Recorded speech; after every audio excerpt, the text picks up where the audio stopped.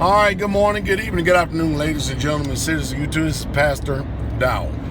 I had our young scholar, Elias, a young scholar in his own right, come to me this morning and said, Pastor, I got a particular Hebrew group that actually went up against a Christian radio broadcaster and literally lost. I shook my head and said, you got to be kidding me, right? He says, no, I'm not kidding. A Hebrew actually lost a debate with a Christian. I shook my head. I go, wow, what in the world? So I'm on the road, and I thought I would listen to it.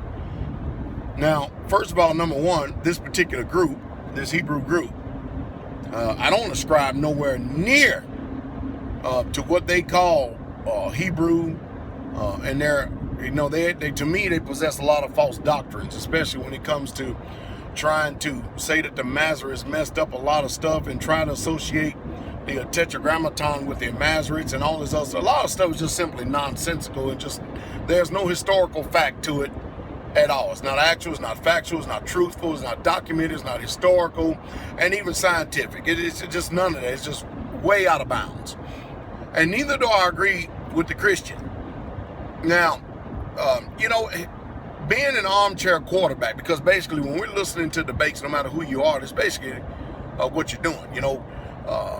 Everybody always seems to possess the answers and have the answers when they're on the sideline as opposed to being on the field. Everybody says, well, if I was on the field, then I would have done this while he's sitting in the stands or sitting in a chair. No, you wouldn't have.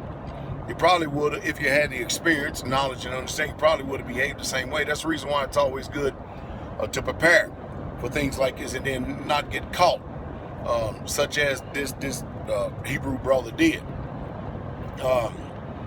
And I'm not here because I do not support either side after I heard exactly what they're saying. But let me give a little bit of wisdom to hear to all you Hebrew brothers out there. I want y'all to listen to me very closely. Anytime you go into a debate with someone who is claiming to be a Christian, if I said it once, I said it 1,000 times. Go back and look at my videos. And I've covered this history, I can't tell you how many times. They're going to start coming to you from the angles of their church fathers, which was said to be Marcion, Tertullian, Ignatius, Clement, Alexandria. I can go on and on and on and on and on. Those are their church fathers. And they're always going to try to use the angle that Yahweh gave the Hebrew scriptures to the church that they commonly refer to as Christians. And as long as you're over there in that arena and in that playground and you are not historically up on your history, they're going to get you. They're going to get you every single time because they're very good with semantics of words and twisting and warping and distorting the narrative. Because after all, I've learned that a lot of people who have these debates, and I'm learning even more so from these debates, that most of them are predicated upon personal ideologies and theologies. Most of them are not with actual facts, and I listen to both of them trying to cite and resource, go back to actual historical references, which is basically hard to do nowadays. I'm not saying it can't be done, but in this context that they were in, it's definitely hard to do. It's most definitely hard to do.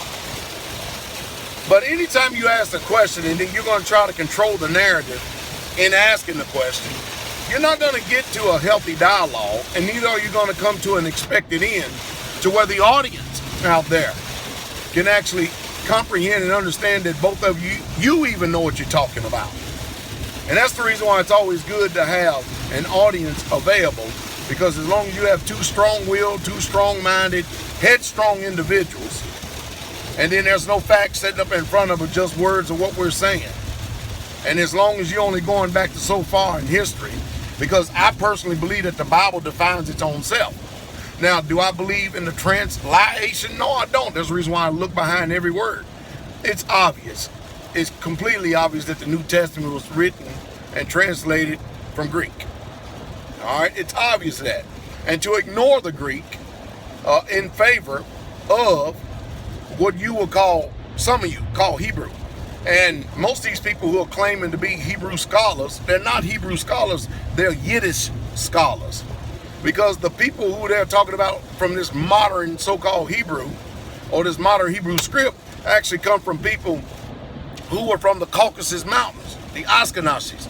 They're Germanic Russian transplants who have actually hijacked the actual ancient faith of the true biblical Hebrew Israelites. And it's important that you know these things. It's important that you know that Jeremiah speaks about these heathenistic ways in the 10th chapter that we shouldn't be celebrating. I don't understand why the spirit of recall didn't even bring that up to this particular elderage in this particular group. And I'm sure, I don't know what was going on, but it seems like there was a lot of distraction and confusion and stuff. And I personally think that both sides had people either feeding them information and stuff, especially when they made a mistake. But it's just a sad day. It really truly is. It's a sad day. And out of respect, I don't call the name of the elder, because I actually like the elder. I've never met him, but I actually like him. The group as a whole, no, I don't too much care about. And of course, there's a lot of things I don't too much care about as well and stuff too, because I'm too busy doing the Father's will. As a matter of fact, I just left from Canada, and now I'm on my way to Mississippi to do the Father's will. It's just, I don't know. I guess there's much to be desired. It really truly is. But let me give all y'all a little bit of advice. Don't go out there playing around in any arena and you're not prepared for battle. I mean, even fighters out there, when they know that a fight is getting ready to come, they prepare themselves for battle.